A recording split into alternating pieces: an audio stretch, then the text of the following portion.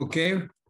Well, good afternoon, everybody. So I'm very happy to talk to you today. I'm not sure how many people are listening, but I think it's a very important initiative of the Heart Institute in terms of research and precision medicine. So you're gonna hear more about that from Peter and the division heads, and I think it's really a new era for the Heart Institute. For the first time in our history, we have been able to secure a very large commitment from the foundation in terms of research funding, up to $25 million for a 5-year period, which is, of course, a significant amount of money. And we have already large donations. And I have no doubt that we will achieve our targets of the 25 million of fundraising. A lot of this has to be done in the context of precision medicine. I just want to say that it's very logical that the Heart Institute gets into precision medicine. I just want to remind you that when you look at the first values that we have at the Heart Institute, patient first is the #1 value. So patient first, and the second one is teamwork, and the third one is excellence. When you take all of those three values together, he gives some force and a lot of presence and justification for the precision medicine, which is all about the patients. This is about giving the patient the right solution for his or her particular problem. And research will do that, and we will design the research of tomorrow by doing the treatment of tomorrow by doing the research today. And the teamwork, I think, is very important. You'll hear a lot in the next few minutes about how important it is for all of you to work as a team in terms of research as well. And there is a way that you can gather nice projects in a team spirit, aligning them with the Heart Team concept within the Innovation Hub, and that's very exciting. And excellence, because really, this is what we are all about. We are not just a regular Heart Institute, a regular heart center. We aim for the best. We really aim to be considered as a world-class institution, not only for patient care, but also for research. So keep in mind those when you get your project sent to this fantastic initiative: patient first, excellence, and teamwork. Well, I'll stop there because I think you need to hear more from Peter and my esteemed colleagues, the division heads. It's very exciting to have them on board also to make you understand how important this is. A great new era of the Heart Institute in terms of research, and good luck for your projects. Thank you.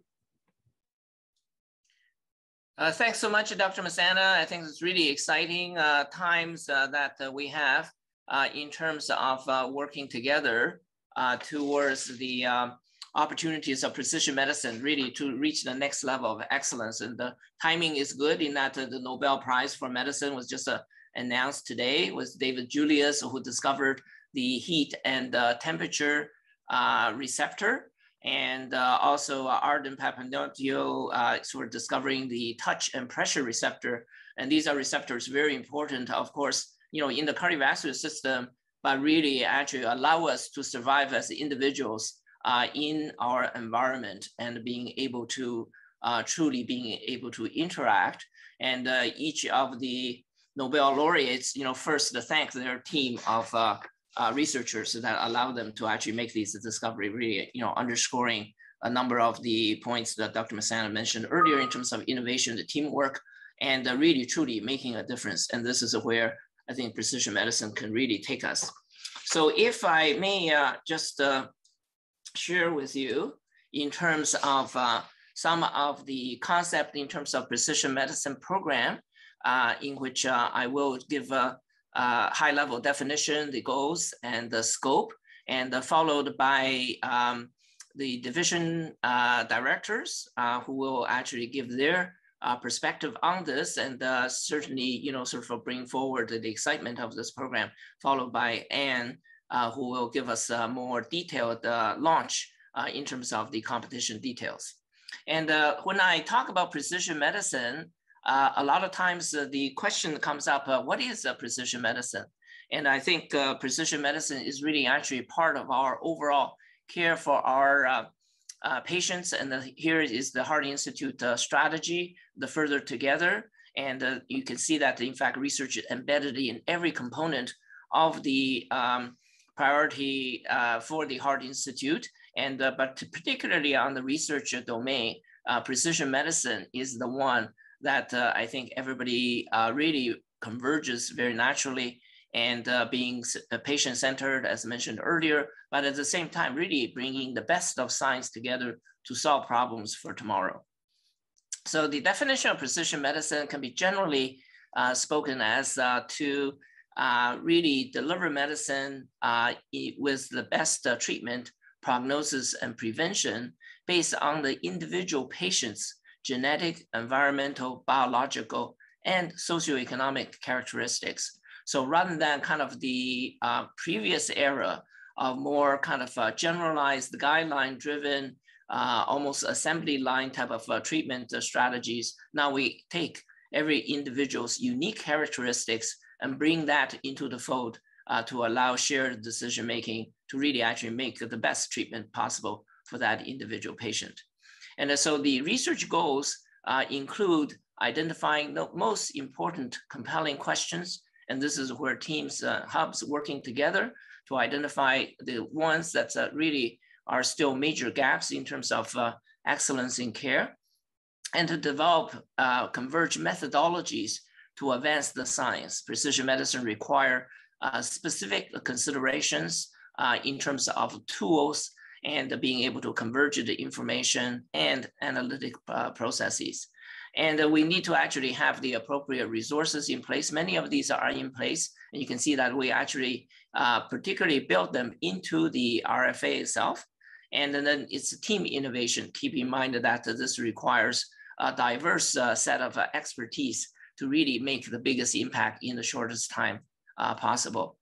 And when we actually talk of precision medicine, the current approach to a lot of certainly evaluation approaches that we know everybody, every patient is different, but nevertheless, we tend to lump everybody together, you know, coronary disease, heart failure, arrhythmias, and then just do a randomized trial. And hopefully by chance that the group of patients who respond outnumber the patient who don't respond. And it's really an average phenomenon.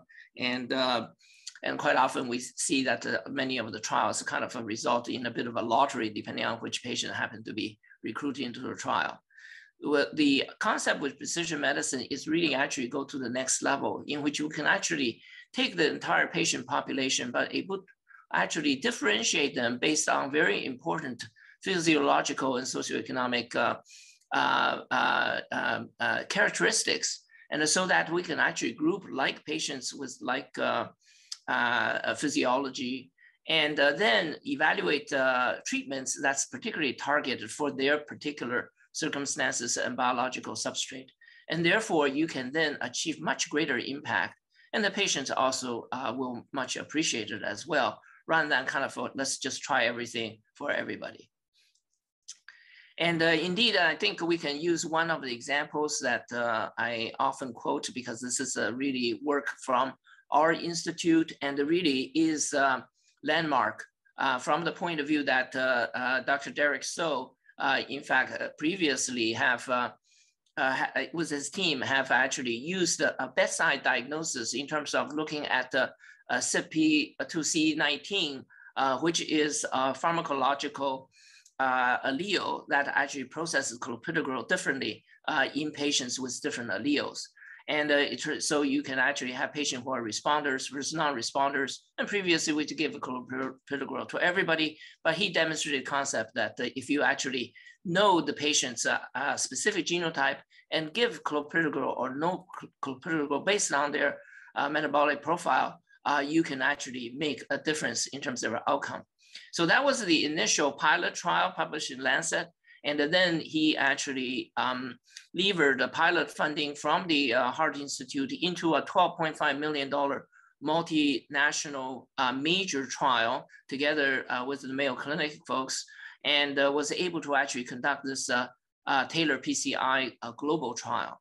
And I want you to particularly look at what happens just within a few weeks of randomization. So keeping in mind that the dark line represents those who are genotype guided treatments versus the orange line, which is the traditional in which we give to patients with clopidogrel and not considering their individual characteristics. And you can see that just within the period of a few weeks, there are 5 times difference in terms of outcome, really showing that if you actually have the right treatment for the right patient, you get huge gains in terms of impact. And this was published in JAMA. And so keep in mind that, for example, Roche Diagnostics now have actually a panel in which we can actually characterize this for all patients just in single shot. And this is particularly relevant for heart failure as well, which is the area of certainly interest of mine, in which you actually look at the patients with heart failure with reduced ejection fraction. So previously, there were very few treatments. Well, time has changed. Heart failure with reduced ejection fraction now spoiled for treatment. We now have 7 therapies. And so the latest guideline, which is actually led by the Canadian one, worldwide, says that every patient with a heart failure with reduced ejection fraction immediately should be put on 4 medicines indicated in green there. And this is a total, challenge. People say, how do we actually do this? And plus, once you start that, once you've done that, you should actually add more. And so patients, are really quite bothered by this. Do I really need all of these medicines? Well, we say guidelines says so. And can I really actually stop some of them? Well, we say we don't know how. And then on the other hand, for heart failure with preserved ejection fraction, which is the other half of the patient population, we have practically no treatment because the disease is very heterogeneous. Fortunately, we do have SGLT2 empagliflozin, through the Emperor Preserve trial that was just published last month. But it reduces hospitalization, still does not reduce mortality. So we have this feast and famine situation in which how do we actually even rationally approach treatment of patients with heart failure? And indeed, just on the weekend, this Saturday, I was very fortunate to be part of a global biomarker symposium across the Atlantic, all the experts getting together.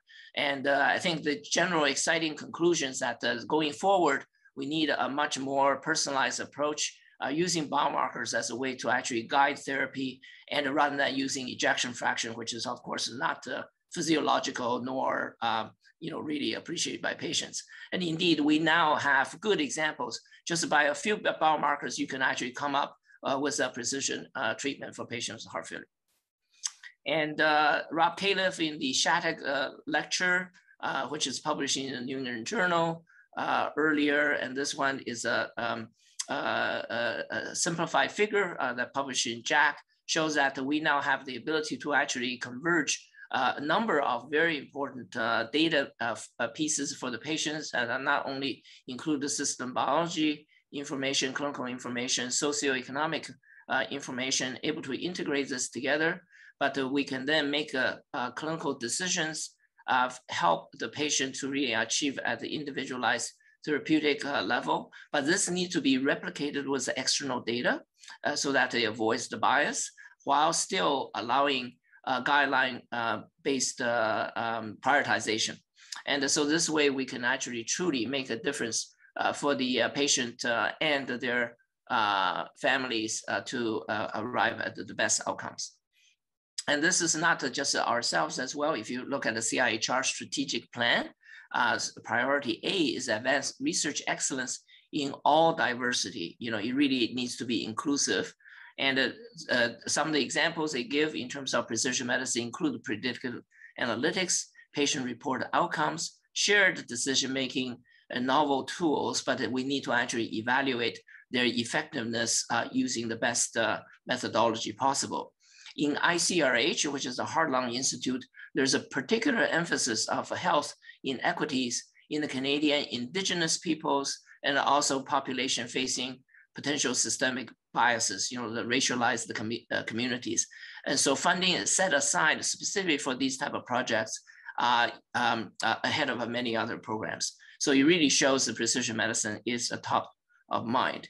The NIH NHLBI also has a major initiative to really advance precision medicine for all the relevant areas of heart, lung, and blood.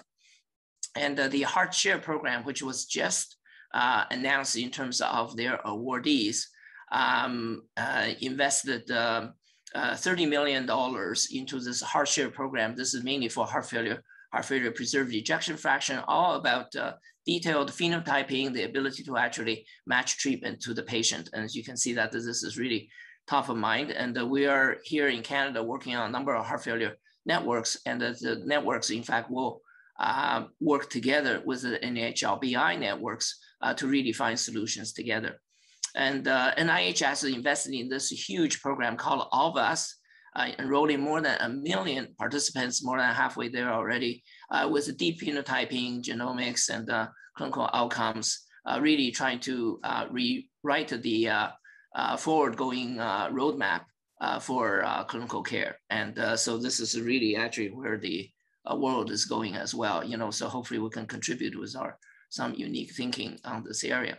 FDA also has a pathway now mapped out for precision cardiovascular medicine, and they recognize cardiovascular disease are complex conditions with multiple etiologies and not one single cause for one single condition. And we have over-dependence on clinical phenotyping, and which is very imprecise and heterogeneous. For example, heart failure, we talk about shortness of breath, swelling of the ankles, which are due to multiple causes, but we lump everything together. A need for validated markers to understand disease etiology and the causative pathways to identify responsive population. So the whole idea is that you need actually to put the diagnostic, the pathophysiology, and the treatment and the patient condition all together in a single continuum in order to actually achieve the best treatment for the patient. So you really need to actually find a solution to the cause. And so sometimes there is a worry that precision medicine is kind of a boutique area and it's not relevant, for most people's research. But just looking at our, for example, last round of Innovation Hub competition, the results were just announced. And thanks to Anne and the whole research services team and all the reviewers. And so for the 29 applications, you can see that the ones that's targeted for precision medicine, in fact, 28%. And those actually informing relate to precision medicine is actually 38%. So you can see that 2/3 of the application that's just in the last competition, and that's not targeted for precision medicine, in fact, is very, very relevant. And the different domains are listed in the table on the right. So people are already doing this, and this is very, very relevant for the interest that we have. But we want to actually go to the next level. And some of the projects that was sort of in the last round include predicting unstable plaques using novel imaging agents, predicting sudden death in patients with mitral valve prolapse, developing individual predictive tools, identify patient high risk with severe aortic stenosis with biomarkers, imaging, and AI algorithms, and precision ablation for atrial fibrillation, which is really actually a multi-center, huge randomized trial already, and sex-specific responses to exercise in atrial fibrillation, and the real-time prediction for critical hypotensive events in patients in the ICU, and many other projects. Really, these are just a few examples. And so really, if you actually look at some examples that the hub teams have already come up, for example, in terms of developing image-guided therapies, and we already see examples, in valvular disease, in arrhythmias, for example, biomarker imaging functional evaluation in terms of precision treatment involved in PCI surgery, hybrid procedures, ablation, etc. And the combinatorial tools, you combining machine learning with biostatistical and informatic analysis tools.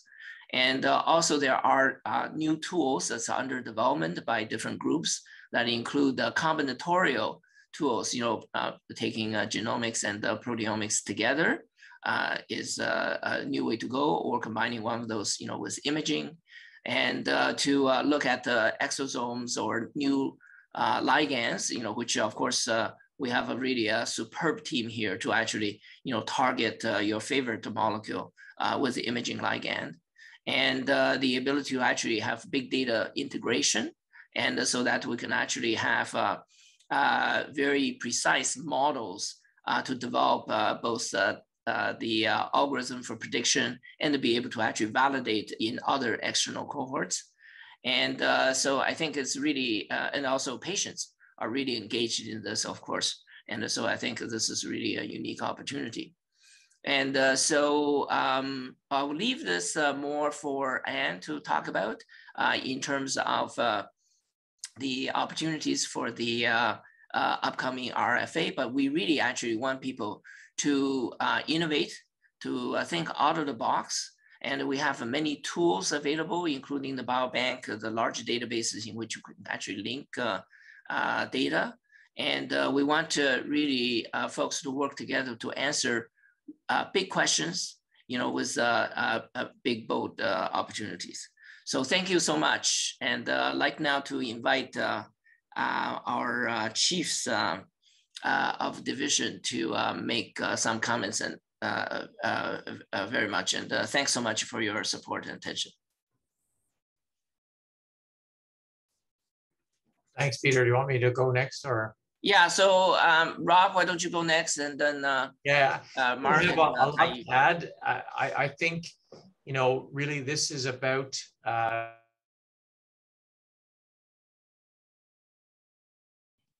you're on mute, Rob. Oh, Rob, you got muted halfway. Yeah. Yeah. Okay. Yeah, I don't have a lot to add. Peter, it was a great presentation, really covered a lot of ground for what this is all about.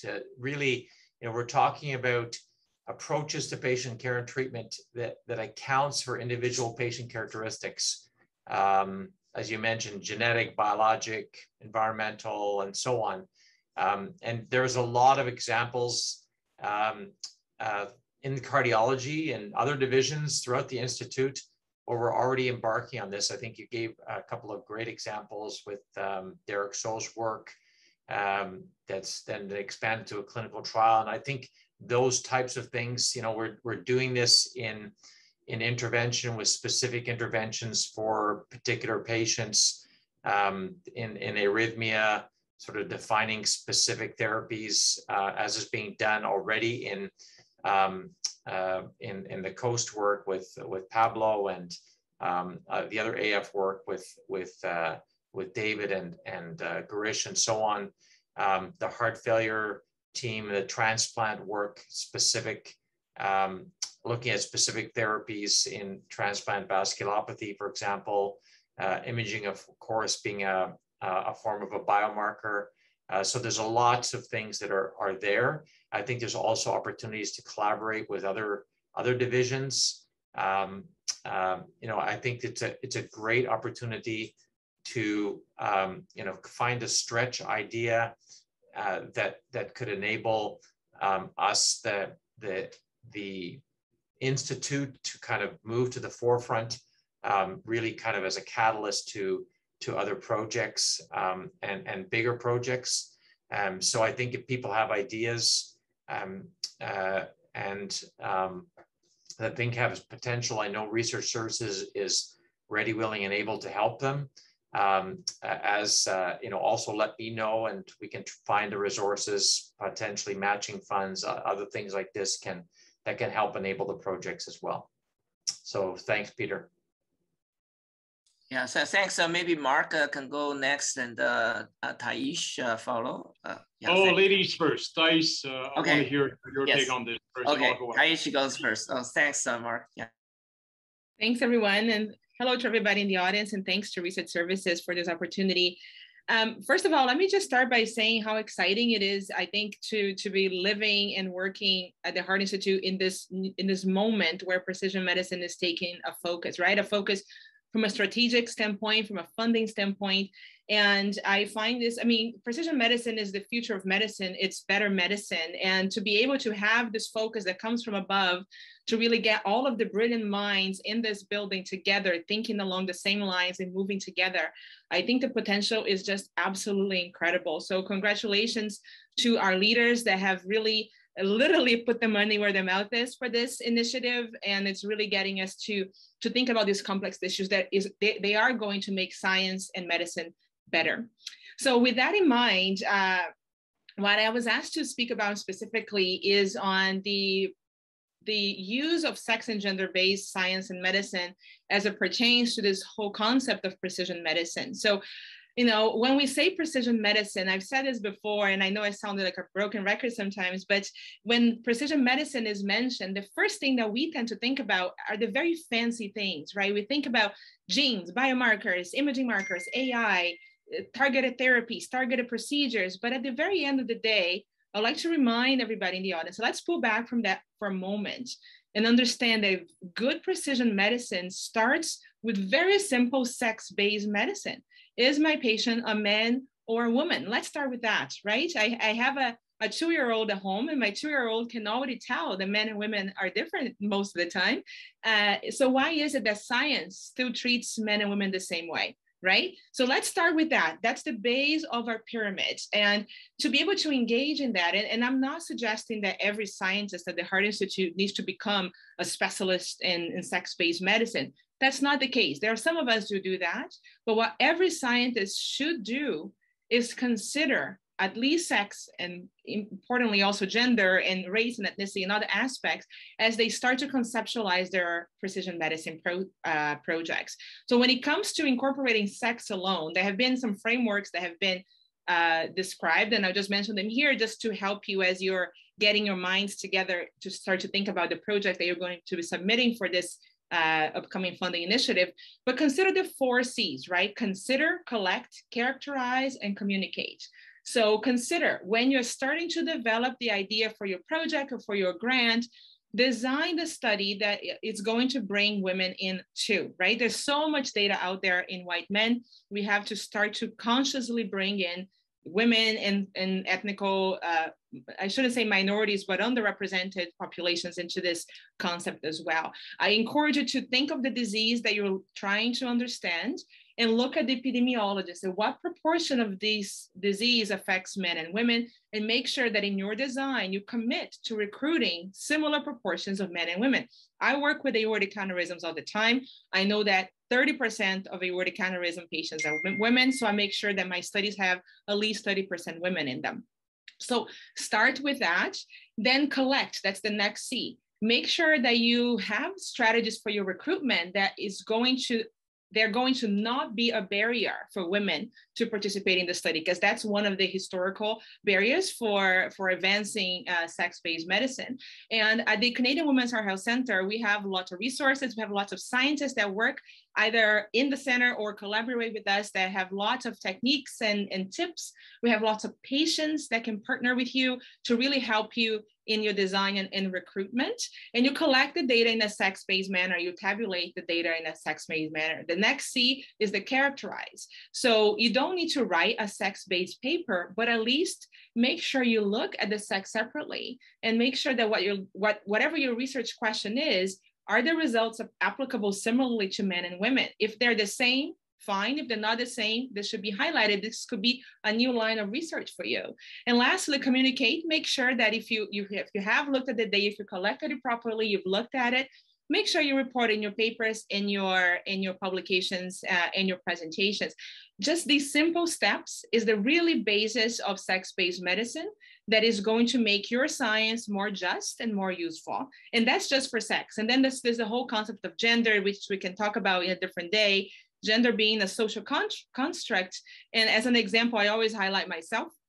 I'm a woman, I'm married to a man, I present myself as a woman, but my role in society is much more like the role of a man in terms of my roles in my house and my roles in my profession. So just because I'm a woman doesn't mean my sex is perfectly feminine. So these things are also determinants of cardiovascular health and outcomes that you can consider. We're happy to help you with that too at the Canadian Women's Heart Health Centre. So with that, I'll end here. But again, I just wanted to send you this message that start your projects with good ideas of sex and gender as part of precision medicine. Then from there, you move on to the fancier things, and that's going to be an amazing recipe for success for your project. I'll pass it on to Marc. Thanks. Yeah, Marc, go ahead. Yes. Well, Thais, Rob, and Peter and Thierry, these were great comments, and we're very excited about this.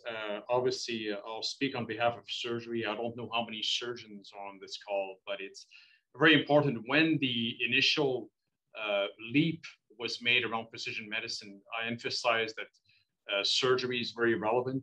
We obviously call it precision medicine and not precision medicine and surgery. But as you know, in contrast to enteric-coated ASA 81 milligrams or clopidogrel 75 milligrams, surgery has always been differently adapted to every single patient who are operated. So by definition, this single dose that for so many decades has been used in many areas of medicine has always been adapted as an intervention for in surgery. So it really hits home with us. It's tremendously important. Also, as you know, cardiac surgery has more demonstrated outcomes than any other medical or surgical specialty across the world. That's not just in Ontario, where we have a great repository, but also in the UK, New York State, you name it, right? So it is very, very relevant to us. And back to Thaïs's excellent point, you know, there's lots of data now showing that, for instance, sex-based interventions within surgery, be it in any of the 4 adult cardiac surgery fields, coronary, valve, aortic, or heart failure, are completely different between men and women, right? So this kind of adaptability, if you will, always with the aim of precision medicine and surgery, has always been established for a long time. Now, a few specifics around Ottawa, right? I think our institution, and again, I want to thank Thierry and the entire foundation and research team around the legwork for this tremendous donation, which is at the basis of this very important legacy. I think it's the largest ever donation that has supported research at the Heart Institute. So I think we're all very excited. But our institute and our division done great initial work in this area of precision medicine and surgery. We'll give you examples, for instance. Precision approaches in mitral valve repair for decades now, spearheaded by Thierry, now led by Vince. Same thing in aortic valve repair, led by Munir, as well as his thoracic aorta work. And I know there's been great collaborations, for instance, with Thais and other cardiologists and even basic scientists around this in better understanding and feeding the tissue bank and having mechanistic research about this. We've had big data, machine learning, analytics, for instance, looking at managing the COVID pandemic with anesthesia, with Dr. Louise Sun, collaborating with Thierry and other division members. And as you all know as well, you know, in terms of patient shared decision making, we're definitely national leaders because we, with our minimal invasive coronary program, receive patients literally from coast to coast to coast. So that's already a patient shared decision making. And now we have to put more objectivity, more demonstrable algorithms and tangibles and outcome measures. We have excellent long-term outcome measures, but I think we don't yet know, you know, how is that varying dose every time that's being applied of a medication, translating into outcomes and comparable outcomes for a patient who's undergone surgery. So again, I want to emphasize we're very excited by this, and obviously precision medicine encompasses precision surgery. It's so much more than pharmacogenomics and biomarkers. Surgery has been doing this for decades, and I would argue that at our institution, even more so than others, and that's because of your collective support towards this. You know, it'll be a bit of a platitude, but I often say that there are 2 types of surgeries. There's ablative surgery and reconstructive surgery. And if you look at reconstructive surgery, there are only 3 areas: cardiovascular, orthopedics, and plastics. So removing a gallbladder is an intricate procedure. Things can go wrong, but it's removal of the gallbladder every time. If you do something as simple as a valve replacement or use the same prosthesis, the same dose, if you will, that's 75 milligrams, it's not going to work for patient A versus B. There are sex-based considerations. There's a tremendous number of considerations that come in. So as surgeons, again, this really hits home. And I think it's time to use this template to make much more objective the type of decision-making and data, and ultimately optimization of patient outcomes that we all strive to achieve. So thanks very much. And we encourage collaborative applications. We already have several basic science, anesthesia, cardiology-led teams in which surgeons are co-leading. And I think we can do this very nicely for the future of our patients. Thanks. Yeah, great, Mark. Really well said. Yeah, so thanks to everybody. So it's really a great wisdom in terms of all the insights that you folks have, but also very timely as well. Because we have a lot of foundations in place. So right now it's really kind of being able to take everything to the next level of excellence, and the collaboration is really the key. So maybe I can ask Anne to join us if Anne can then also just in terms of the logistics of the competition, and we can open up for Q&A afterwards. Thank you. Peter? Yeah, sorry, it's Terry. Yes, absolutely. Yeah, just one short comment. Because of the time and the schedule of today, I see that we have great participation, like 26, but there are not so many clinicians. As usual on Monday, it's a difficult thing to do. So this is why I'm so pleased to see the division heads. And so I know it's recorded, so we gotta make sure that this is accessible to people who could not attend for good reason this meeting. And also, I really appreciate the fact that the division heads developed a great vision just now, and they can go back to their division members and tell them that of this nice initiative. This is very, very important. Absolutely, yeah. Thaish, do you have a question, or and then Aban? Yes. Yeah, sorry to delay for that. I just have one more comment, because after I finished speaking, I realized that my remarks were very relatable to clinical scientists, but I wanted to tell my colleagues out in the audience who are basic science that you're not off the hook when it comes. You cannot study gender, but you can study sex. So always be sure that you have female animals, female cells and cultures as well. And that's, again, applicable to all of us. I just wanted to add that comment there, because I realized that my comments are very clinical, but this is applicable to all areas of research, basic, translational, and clinical populational health. That's all. Very important point, because people don't realize that every cell in our body is actually sex specified, right? So people don't think of that way. Yeah, so Anne, do you want to go ahead? Yeah, thanks, Terry. I think that's a very important point, and thanks so much for the division heads being here. Yeah, thank you, Peter. Thank you so much to Dr. Masana and Dr. Liu, as well as the division chiefs, for setting the stage for this exciting competition, and also for the wonderful support. I'm happy to give a brief overview of the competition logistics in the next few minutes. And if there are any further questions, we are available to help you throughout the process. Next. So the objective of this initiative is to support new, innovative, cross-disciplinary research towards precision medicine and cardiovascular health. This is obvious from our discussion up to now, but I just wanted to emphasize that. The very exciting initiative here. So next, I will talk a little bit about eligibility on the next slide. So investigators who are part of any of the Oracle Innovation Hubs will be eligible to apply. And here we also, we are receptive to applications from investigators who may not be based primarily at UOHI. This is no problem at all. Of course, we do require match funds to be able to help support all of the applications.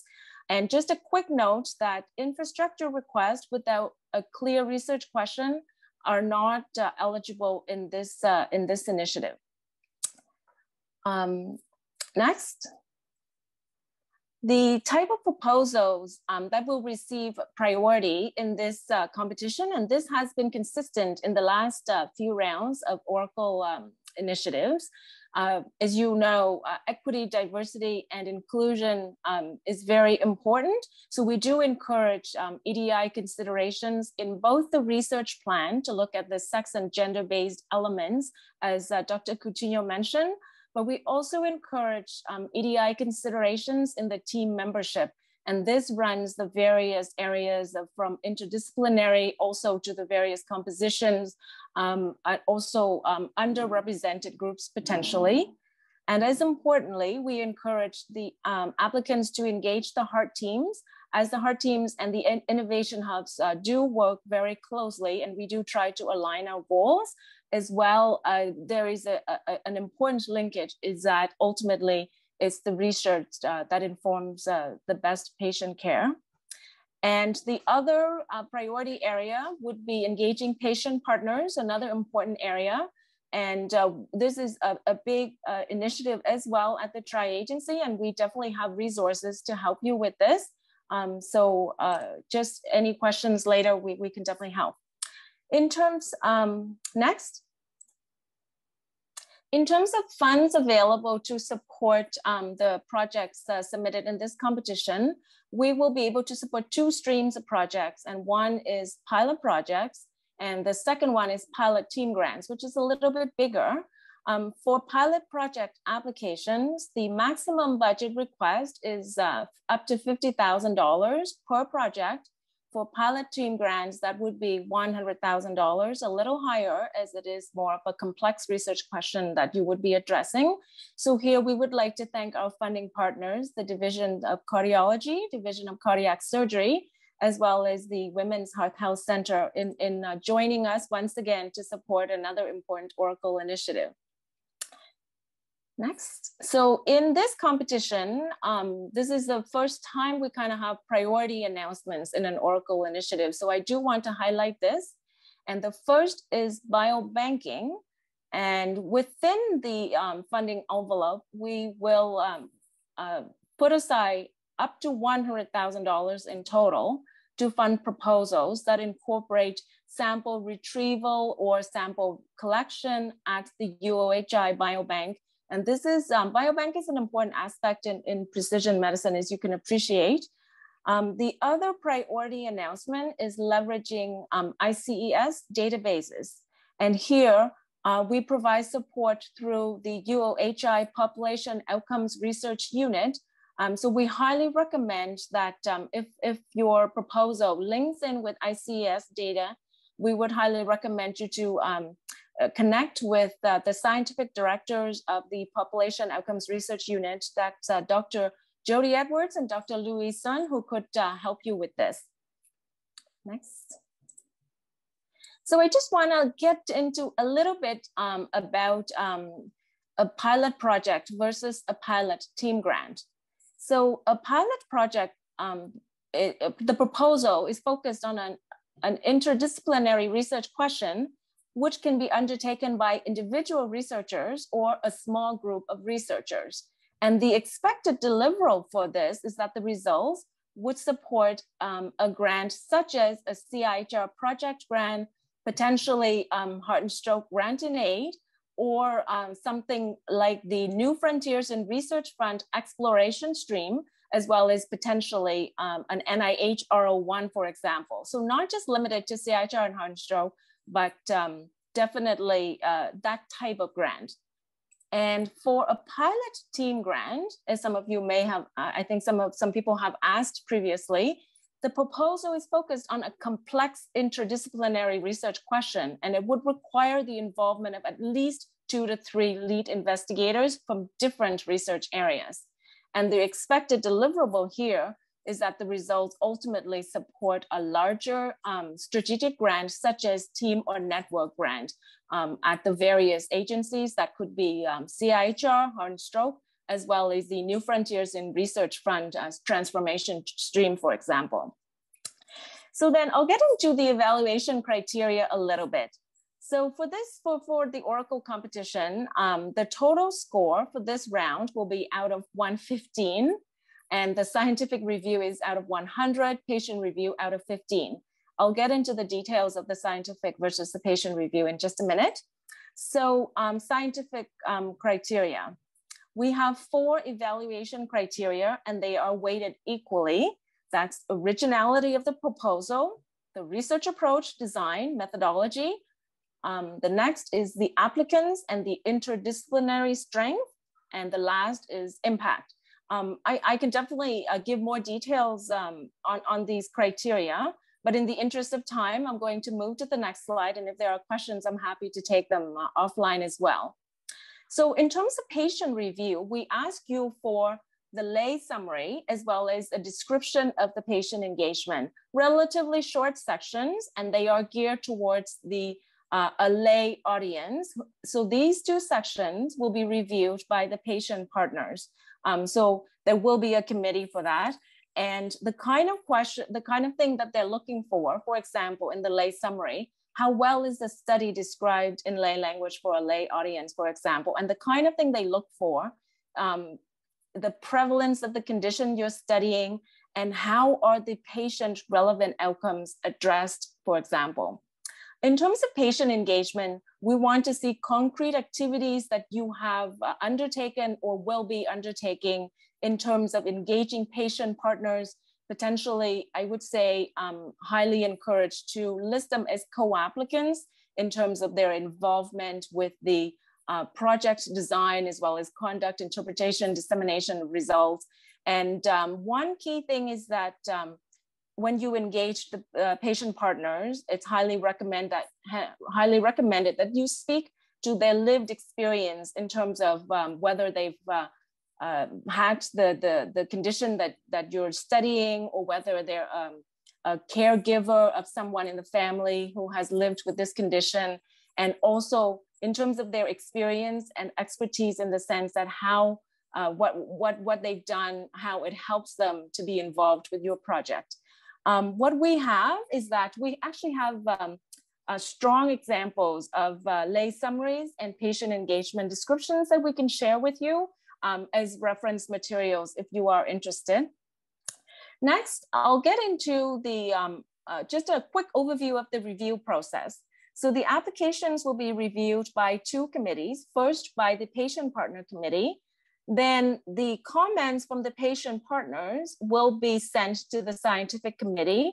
So these are shared with the scientific reviewers, and then the scientific reviewers will make the scientific assessment. And then from there, we have a ranked list that where funding decisions will be made. And so just quickly, patient committee is drawn from our UOHI alumni, as well as the patient partner pool that we're working on. And then the scientific committee drawn primarily first from UOHI researchers. Then as we need, depending on conflicts of interest, as you can imagine, we might go regionally. And if we still need more expertise, we could go nationally. So in terms of the application materials required on the next slide, the first part for patient review, 2 sections, lay, title, and summary, half a page, patient engagement 1 page. In terms of the proposal, the scientific proposal, we are asking 3 pages for a pilot project application and 5 pages for a team grant application. We ask for strategic importance, how the project aligns with the goals of Oracle, as well as the specific innovation hubs, just half a page. Budget and budget justification is 1 page. Make sure you mention in-kind support if you have them to leverage, if you have in-kind to leverage. And for CV, based on feedback from applicants from the last round, we are trying to make things easy for everyone. So we are landing on 1 CV format, the NIH BioSketch format, capped at 5 pages to make our lives a bit easier for reviewers, as some of the CVs can go up to the hundreds of pages sort of thing. So this is just a quick overview. Next thing on the next slide, just the kind of items that need to go into the proposal. And this speaks to the evaluation criteria that I mentioned earlier. We also have the detailed information of all of this for the application in the guidelines that we share with you. In terms of application process, we are, next slide. We are proposing to extend the time frame a little bit because we are aware that there are a few major scientific conferences that our PIs attend at this time of year. So to make sure that you have enough time to prepare high caliber proposals, we propose that we extend the NOI deadline to October 28th. And the NOI is not reviewed, only information, so that we can start recruiting a review committee, and extend the application deadline to January 18th, as if we ask for applications in December, it's unlikely that reviewers, with the Christmas holidays, we may not be able to get into the review. So it probably would be helpful if we can give that time to applicants. Next slide. In terms of the NOI information, so the NOI is not reviewed, only administrative information that we need to put together the review committee. So just please send an email to researchservices@ottawaheart.ca anytime with the application title, name of the nominated principal applicants, and the innovation hubs that are involved in the application. Next. For the application deadline, as I said, extending to January 18, the submission will go through our application portal that many of you are already familiar with. But if you have any questions, maybe just click next, Kelsey. If you need any assistance at all, we are certainly here to help. And that's all that I have for now. And we are happy to take any questions now or at any time when you're preparing your applications. Yeah, great. Thanks, Anne. I think it's sort of a fairly well thought out competition process, very similar to previous ones. And certainly with precision medicine initiative, sometimes people ask, since it's internal, why do you make it so complicated? But I think this is actually a good forum for us to actually practice what is really required at CIHR these days, right? So I think the EDI considerations, a lot of people don't really think about it, but just like, Taish mentioned earlier, sex, gender was kind of the previous, kind of mandate, but EDI is a new mandate. There are the same thing with patient engagement. One thing which we may incorporate, but we thought we'll teach everybody first, and that's data management, because on the, as I mentioned earlier, starting April 2022, data management component is also mandatory for applications. So we make sure that, our researchers are totally engaged in this piece and, have the best skills on this. So maybe we can open up for questions and comments. And so I don't know if there are any questions and comments from the leads. Okay, so Rob, jump off first. Rob, go ahead. Yeah, thanks, Peter. That's a great outline of the requirements, Anne. Thank you. Very informative, and I presume, I know that's in the package, I think, but obviously we make this widely available. I know that will be the plan for sure. I have a couple of questions.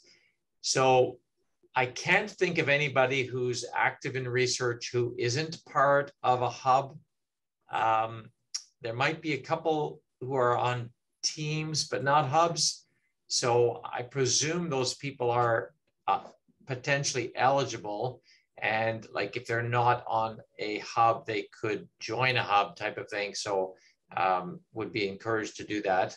That's question number one. Number two is the maximum is 100K, but you have the 100K for biobank and ISIS. So is that added on to the budget, or is that like included in the whole project? I wasn't 100% clear about that. Good questions, Rob. So I'll start with number one. You're absolutely right that most people, in fact, I'm going to say that all our investigators are part of a hub. The hub membership is very comprehensive, so I'm not worried. I always constantly review to make sure everyone's eligible. In the case, if there are new investigators potentially in the region that we may not have come in touch with, we can always bring them on board, so it's no problem. So that part is no problem at all. In terms of the budget allocation, that's an excellent question.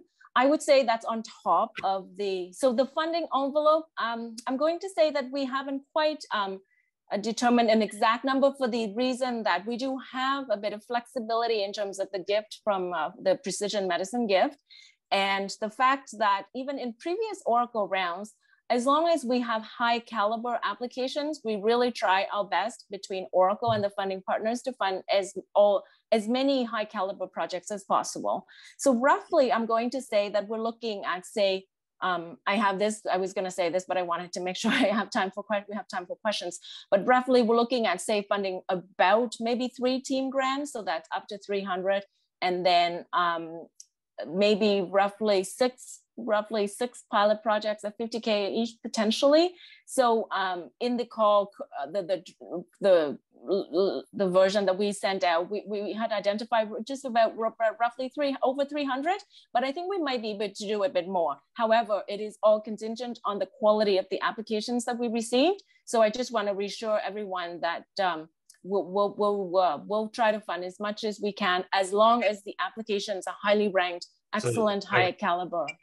So just let me rephrase this. Yeah. Because I am the trustee for all of that, and at the end of the way, I'm the one who's going to release the funds. So let's say there will be 1 competition per year, no more. There'll be potentially this year. It can be without the ICS and the biobank. It's about 750 available, but it can be less. If we decide that the quality of the project is not par to what we expect to be, we're going to deliver maybe 2 grants. And next year, there'll be twice more money for competition. So it's not a powdering of money. It's not a distribution gift. It's really for high quality research.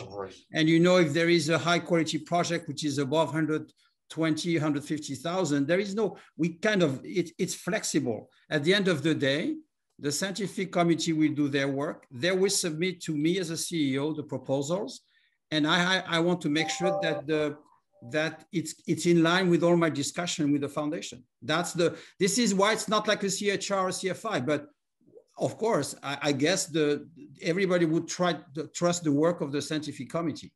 So it's kind of related to this, because I saw Derek has got a related question, and it's kind of comes back to my point.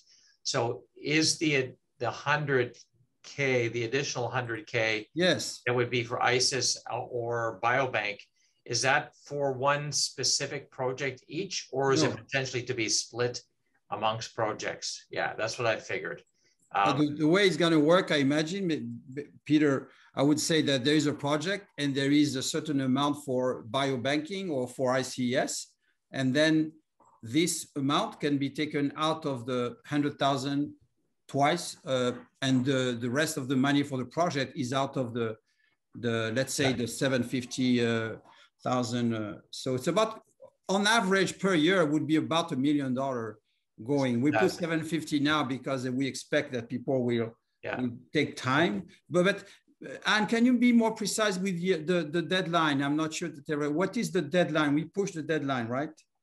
Yes, this is what we're proposing, Dr. Massana, because I do agree with you that it's important that the PIs have enough time to work on excellent proposals. So I'm proposing that we go to the end of October for the notice of intent. So that's not proposal material, it's just administrative info, exactly. And then give people until middle of the January to submit the full package. Okay, that makes sense. Okay. Yeah. I have a couple more questions, if I may, if there's none in the chat. Yes, absolutely. Yes. So, so I get the funding for ISIS.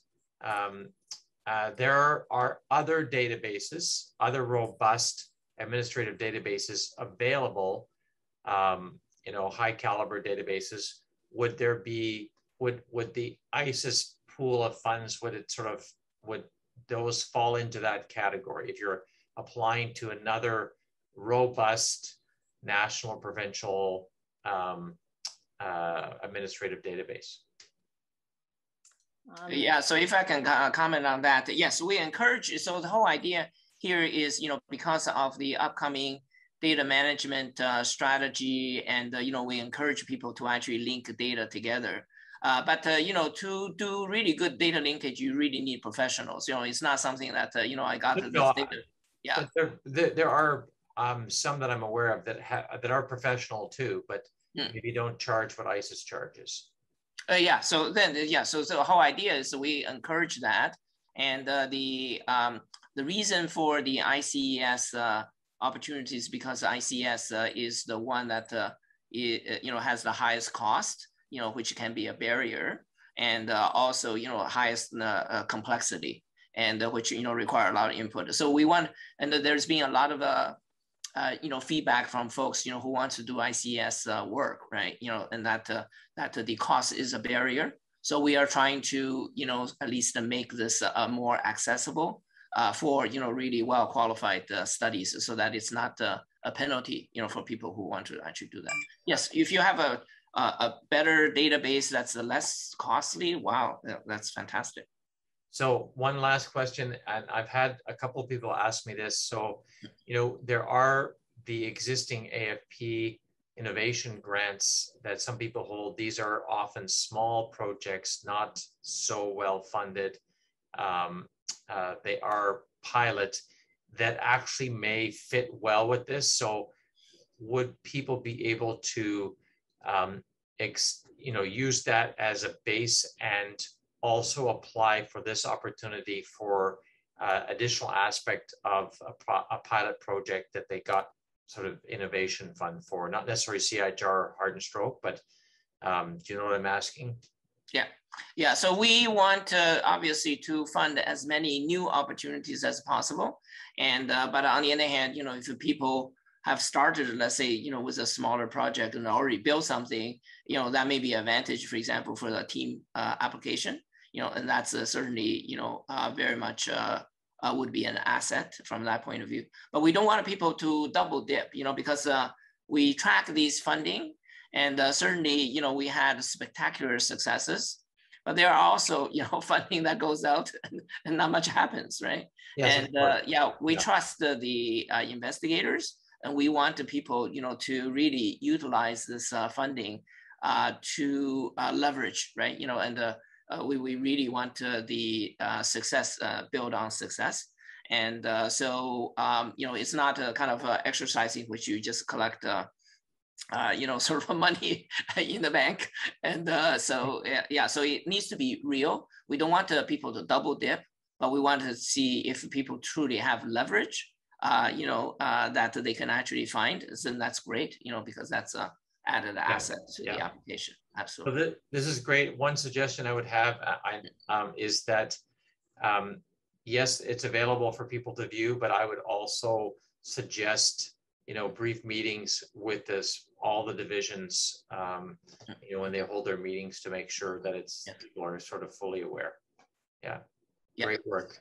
Yeah, great. So thanks so much for the support. So we will probably have a research related meeting with each of the divisions, to cover kind of a broad range of topics, and this being definitely one to be a part of the discussion. Absolutely. Sounds good, Peter.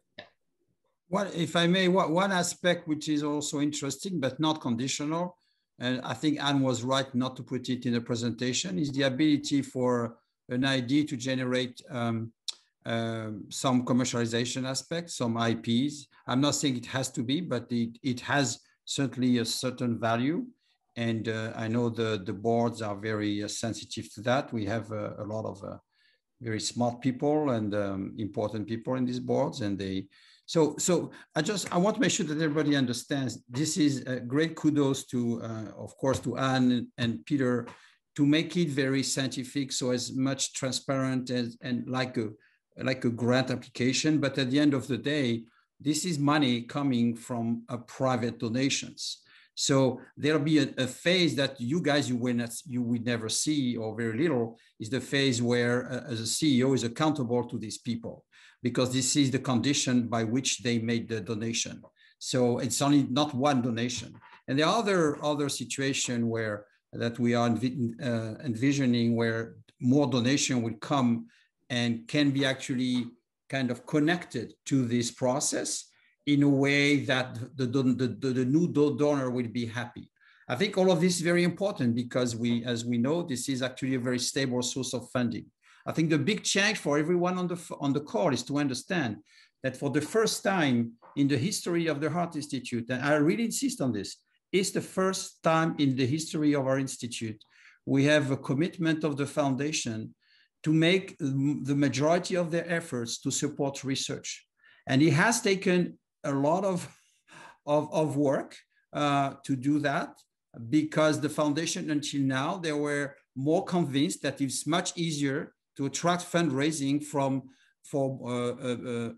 bricks and mortar, building, construction, equipment, MRIs, robots, all that stuff, because the donor can visualize exactly what they're going to give the money for. But they were bought into this, and they were gradually convinced. A lot of people have played a role, and not just me. And I thank all the people who have done this, who have convinced gradually the foundation to get to that point.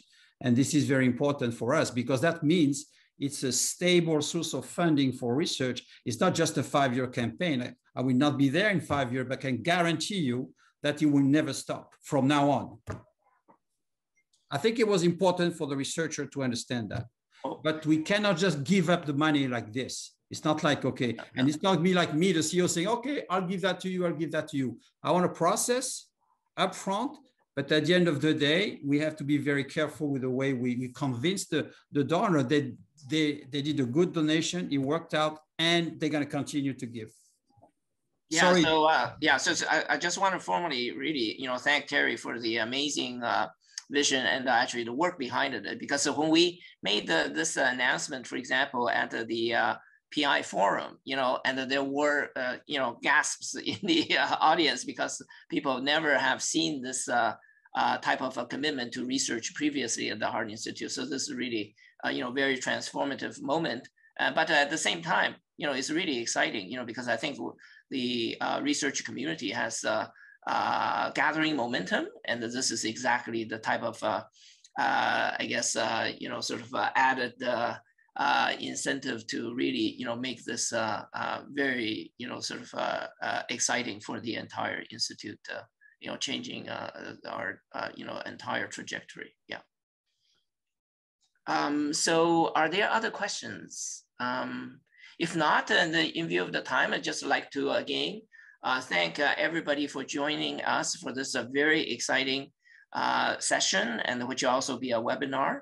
And thank Dr. Masana for really the leadership in this whole area, and thank particularly the division heads, Rob Beanlands, Coutinho, Marc Ruel, in terms of supporting this together with all the division members, and also all the scientists at the Heart Institute working together. And then also thanks so much for Anne for the research services to putting together, all the meticulous details to make all this possible and fair and transparent, as I mentioned earlier. So thank you so much for joining us. So we look forward to working with everybody to make this a collective success. Take good care.